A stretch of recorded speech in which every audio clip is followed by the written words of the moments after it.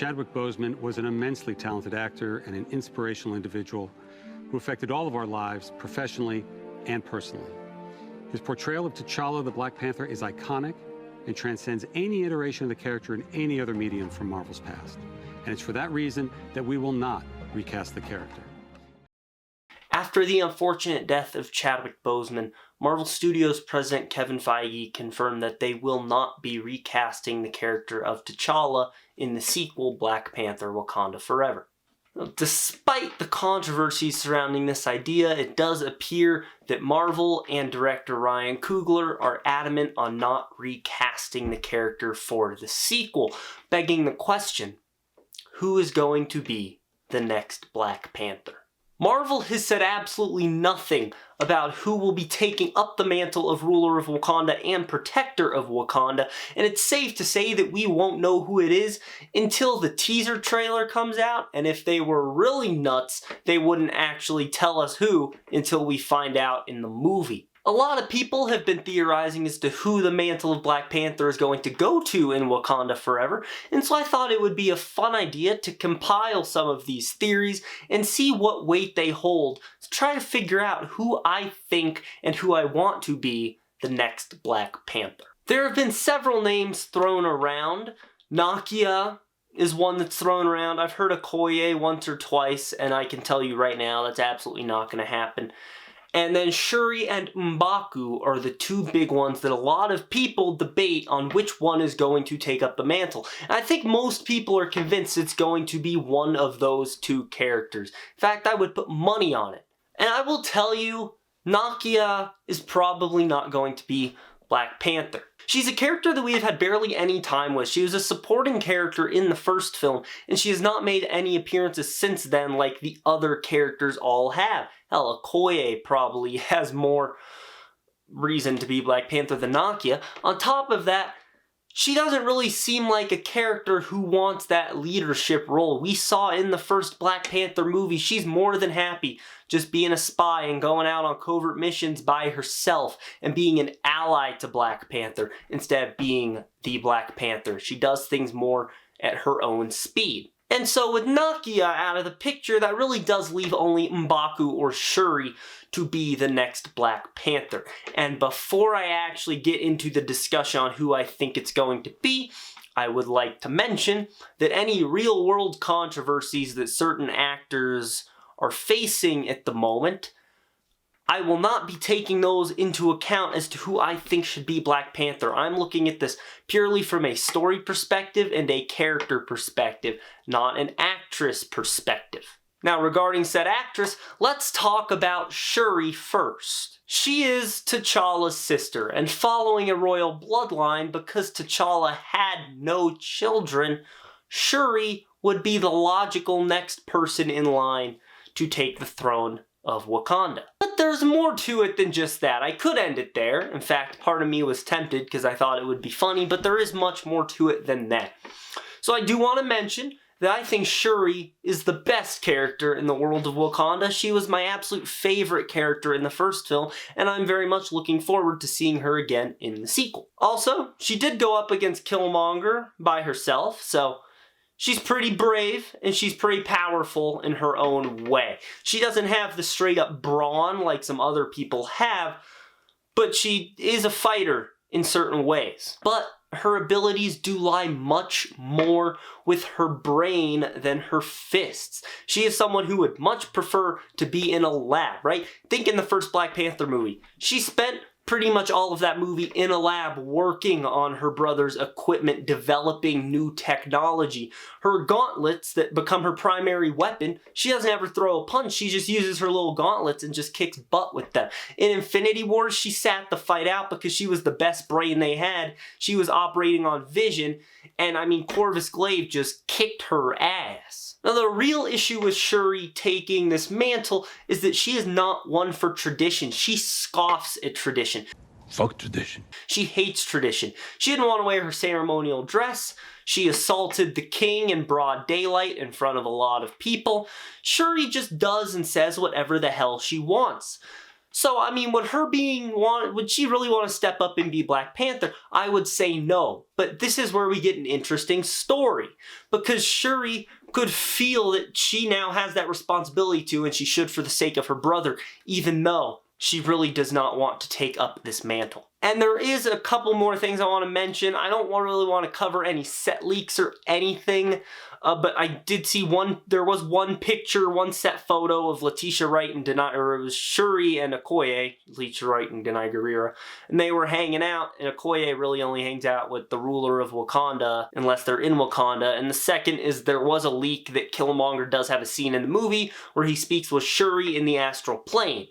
Something that Shuri should not be able to access unless she is the Black Panther. But that could all be fake. I'm just throwing that out there because it's stuff I read.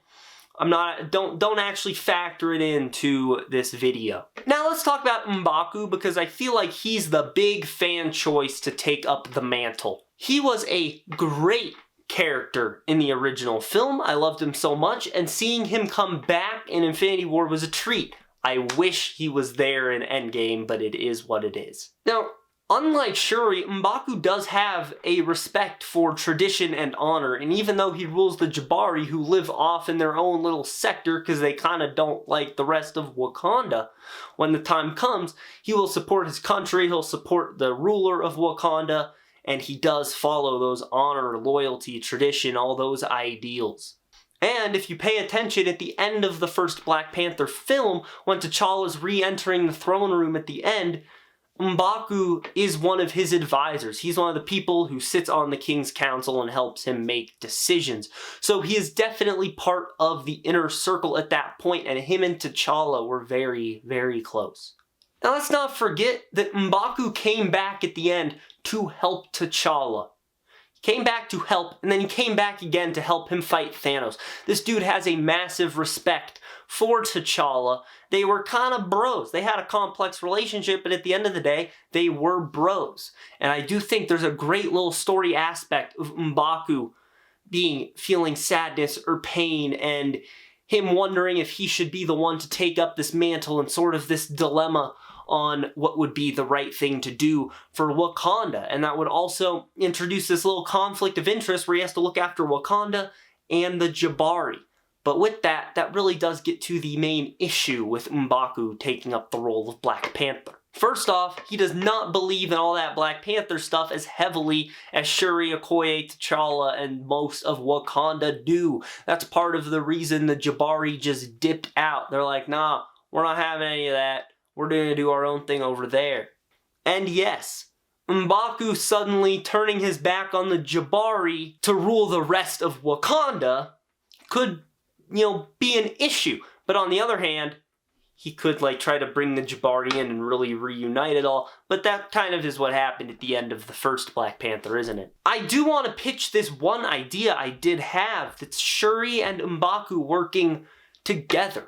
What if Shuri takes up the throne and becomes ruler of Wakanda, and Umbaku takes up the mantle of Black Panther to become the protector of Wakanda, and they kind of separate them into two leagues where Shuri makes the decisions and Umbaku carries them out. But here's how I think this movie's gonna go down. In fact, I'm so set on how this is gonna go down that I would put money on this happening in the movie. So I don't think there's going to be a Black Panther at the start of this movie. In fact, I don't think there's going to be a Black Panther for probably 75% of this movie. I think it's going to start with the funeral of T'Challa that's going to make us all cry and be emotional right at the start of the movie. And then we're going to follow a Wakanda that doesn't know what they're supposed to do now. They're kind of in turmoil. You have people who should take the throne that don't want to. You have people who should not be on the throne that are trying to take it. And it's just a complete mess. And then Namor and the Atlanteans show up. And they're causing all kinds of problems. Now you have Wakanda versus Atlantis. And things could not be going worse because Wakanda now has inner turmoil as well as an outer conflict. And you spend the entire movie developing these characters, developing Shuri more, developing Okoye more, developing Umbaku more. Every character in this world of Wakanda gets more development. So then at the end of the movie, at the moment that everything is going wrong, that Wakanda is at its lowest low as a country. They are directionless. They don't know what to do. The new Black Panther comes onto the scene. Whether it's Shuri or Umbaku doesn't matter, because at that point they will have had so much time to be developed as the next hero that Wakanda needs, and they will lead Wakanda into battle, unite it once again. And then by the end of the film, we will have a new Black Panther. I think so much of this movie is going to be about honoring Chadwick Boseman, honoring T'Challa, that they're gonna wait until the end before they really do bring in the new Black Panther and spend the entire movie telling the audience and telling other characters in the world of Wakanda why this character is the one to take over. But who do I think is going to be Black Panther? I have been saying for a while now, I think it should be Shuri. Yes, she's not as combat-based as some of the other people. I feel like, though, it does make sense given how royal lineage works, and also, as a character, she's so likable, why not see her become the next Black Panther? That's also how it went down in the comics. Not saying the MCU has to follow the comics, but it is also, it's always nice to note how it came in the source material. And because it's T'Challa, having someone from his family have to take up this mantle just feels right. But who do you guys think is going to be the next Black Panther? Let me know down in the comments below. Also leave a like on this video, subscribe, click on the bell icon to receive all notifications from the MCU HQ. That's going to be it. Have a great day, guys.